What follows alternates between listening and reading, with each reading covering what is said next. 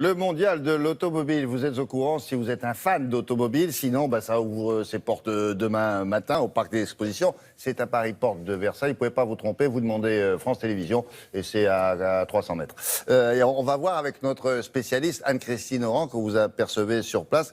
On va commencer, Anne-Christine, par un petit palmarès de ce qui a retenu votre attention cette année. Bonjour.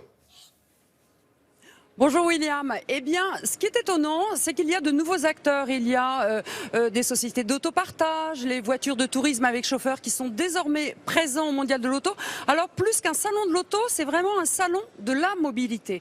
Et puis, ce qui est étonnant aussi, c'est tous ces casques de réalité virtuelle. Vous savez, on est immergé dans un environnement à 360 degrés et on a l'impression que tous les stands le proposent. Donc ça, c'est vraiment une nouveauté, une évolution. Alors, évidemment, on voit des concept cars, parce que sinon, ça ne serait pas le Mondial de l'Auto. On voit des nouveaux modèles. Il y a de plus en plus de modèles, puisque cette année, il y a 35% de modèles en plus par rapport à la précédente édition qui a eu lieu il y a 2 ans. Ah oui, il y a 2 ans. Il faut préciser que ce salon de l'auto, le salon de Paris, ça n'a pas lieu tous les ans, donc. Ça a lieu tous les 2 ans, en alternance avec le salon de Francfort, alors que le salon de Genève, si on ne parle que des salons européens, se déroule, lui, tous les ans. Et vous allez voir, cette année, le mondial évolue énormément.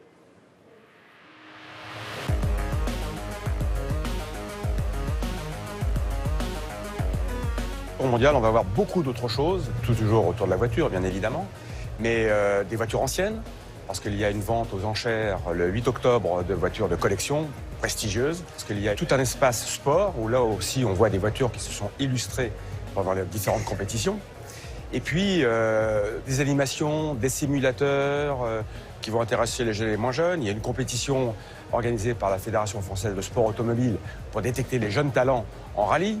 Donc beaucoup de choses autour de la voiture, et avec les équipementiers aussi présents, parce que j'ai vraiment voulu cette année qu'on parle de la filière automobile dans son ensemble.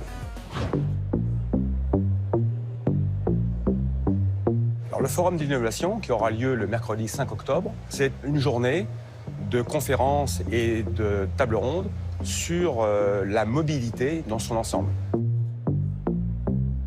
Nous travaillons très étroitement avec les startups, qui sont aussi quelques pépites pour l'avenir de l'automobile.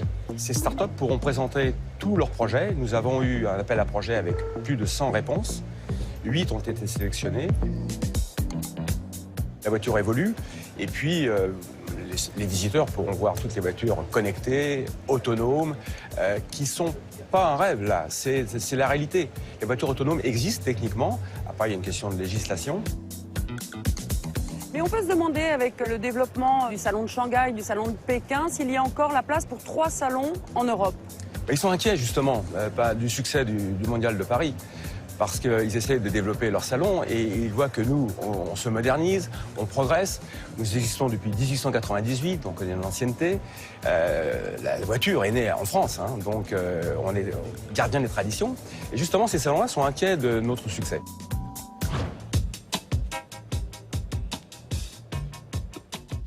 Il y a cette année l'absence d'un certain nombre de constructeurs et des marques prestigieuses comme Lamborghini ou Aston Martin. Comment on explique l'absence de ces constructeurs ? Aston Martin n'a pas souhaité avoir un stand traditionnel, mais ils sont notre support et notre soutien pour l'exposition L'automobile fait son cinéma. C'est quelques-uns, alors qu'il y a 200 exposants qui sont ici et qui présentent leurs nouveautés.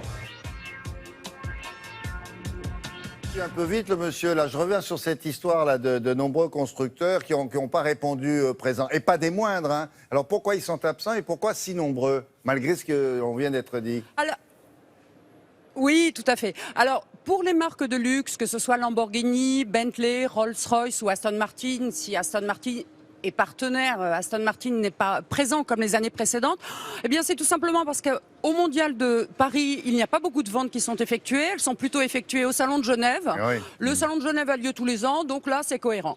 En revanche, pour les marques plus généralistes comme Ford, Mazda ou Volvo, alors là c'est plus surprenant. Alors Ford, c'est tout simplement parce que le budget qui habituellement est consacré au Mondial de Paris est consacré à d'autres choses. On en a parlé mardi dernier. Ils préfèrent faire des opérations découvertes, faire découvrir leur modèle aux futurs clients, puisqu'en fait, il manque un peu de notoriété et ils se disent, bon, on n'a pas le réflexe forcément quand on est acheteur de choisir une Ford, essayez-les, vous verrez comment se comportent ces voitures sur la route. Et puis d'autres choisissent aussi des salons plus technologiques comme le CES de Las Vegas ou des salons du design.